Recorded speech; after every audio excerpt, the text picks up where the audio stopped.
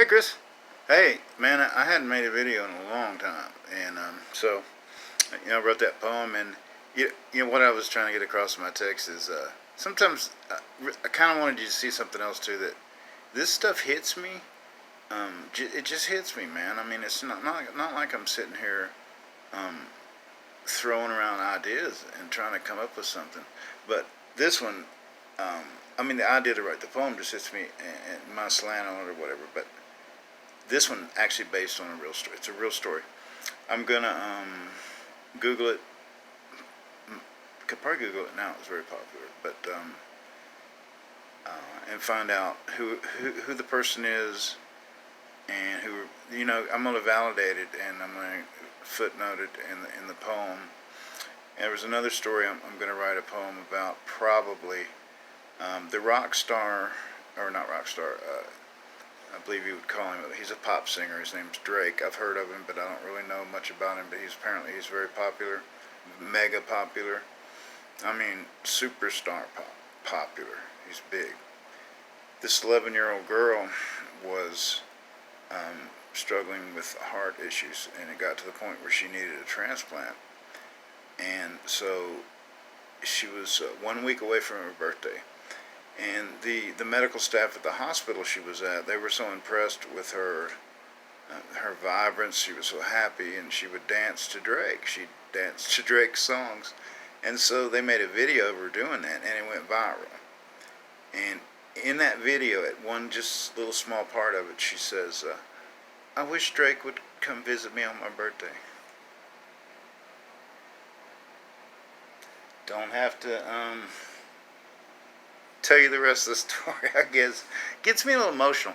And you know what? That's another thing, and I'll shut up and try to read my poem.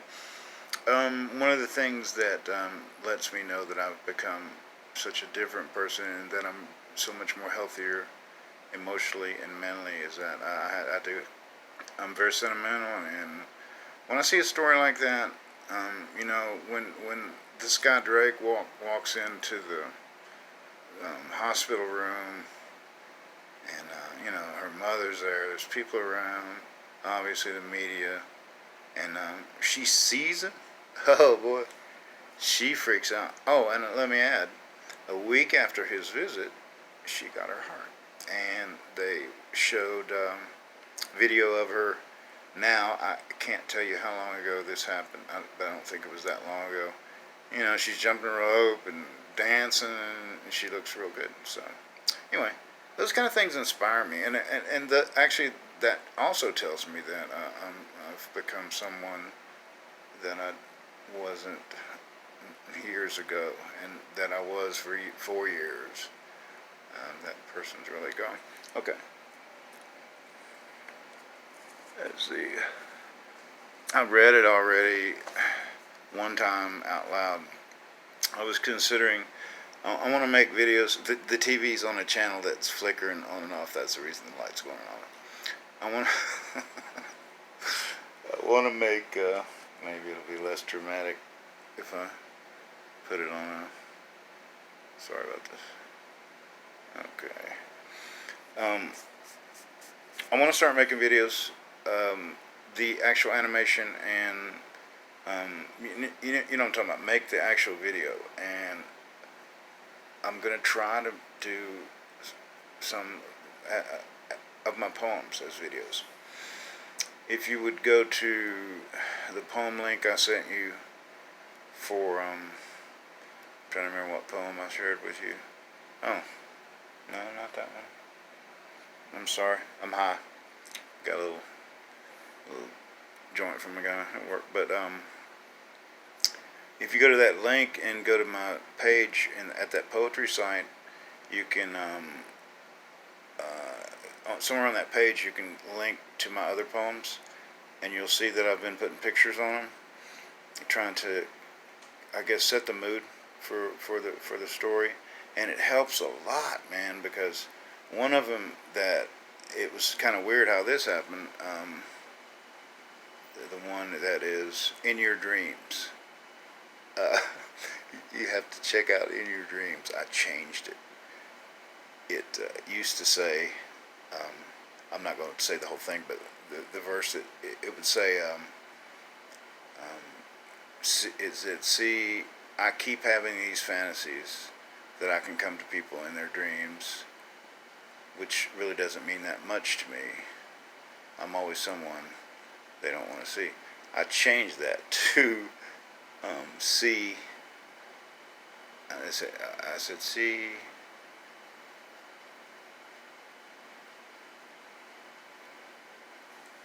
I said, damn. Wow, I cannot remember my own poem.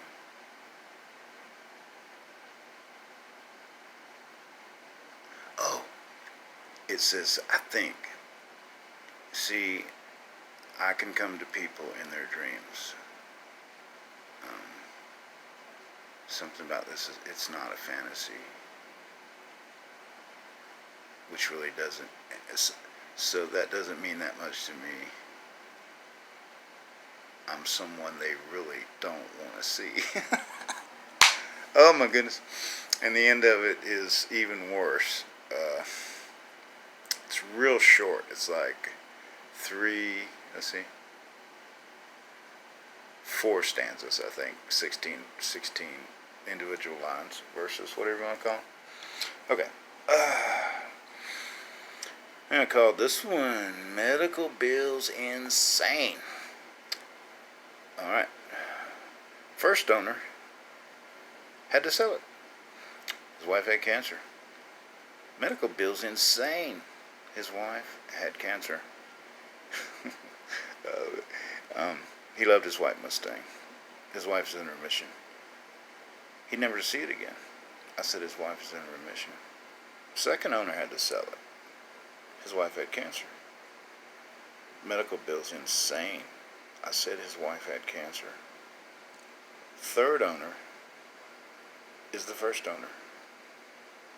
I said his wife is in remission. It was his favorite car. Medical bills insane. I'll probably work on that a little bit. It's just, that's the first, I guess, set of lines I did, however you want to put it, that came from that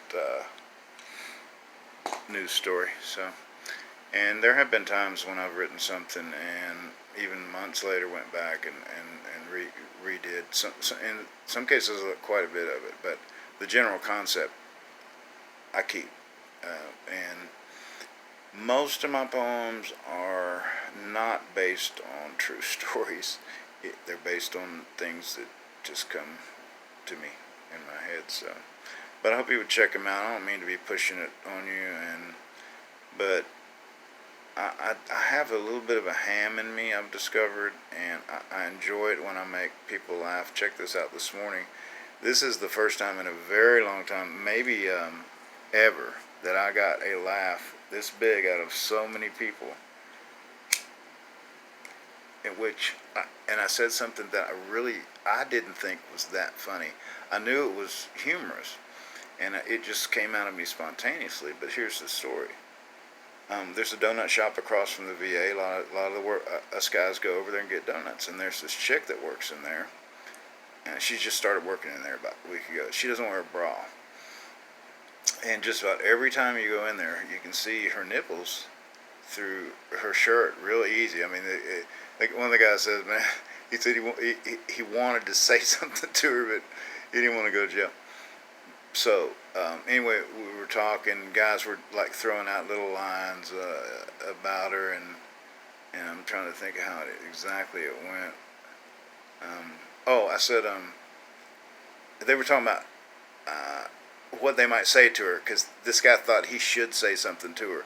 So some of the other guys were saying, "Well, I would have said this. I would have said this," and I said, you might have been able to get away with this. You could have said, give me one of those breakfast croissants there with some hollow nipples." As soon as I said hollow nipples there, oh man, you should have seen these guys. I wish I had been filming it. They fucking died. I mean, I'm sorry, I didn't mean to cuss. They died, and it felt real good. And I circumlocuted to get to this. and that is I like to hear people say, "Hey, I like that," or "Hey, that was good," or whatever, and just a general comment that's positive. Man, you wouldn't believe what it does to you because I'm an amateur. I have this. I have absolutely no training in music. Well, I have very little training in music. I have no training in poetry writing, songwriting. I have no training. And so when you hear compliments, it helps you think about yourself, which at some point every successful person has to do. They have to allow themselves to say to themselves, "You are successful. I am successful." And I think once you, or in this case, I guess you would say, I have, I have real creative um, abilities. What I do is really, maybe it could, um, it would mean a lot, something to a lot of people. So anyway, or it would be very popular, something like that. Something that really validates what you do. A person in any field, when they get that, or when you say that about yourself, you're really going to start growing. Then what helps you say that about yourself is what others say about your work. So I'm sorry. I'm high. I got this. It's just a little tiny.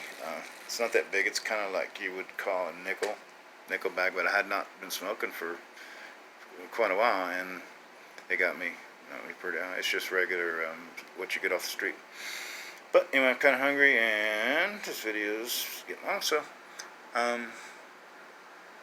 take care. And like I said, go to the site and check out what I'm doing. And like I said, I'm gonna probably in the next 3 months. I got some things to take care of before I can do this. I'm gonna have a desktop. I'm gonna have a printer, a scanner. I'm gonna set myself up a little station. I'm going to get the apps. I'm going to purchase what you have to purchase if you're going to get the stuff that really does the things you want to do. You're going to pay for it.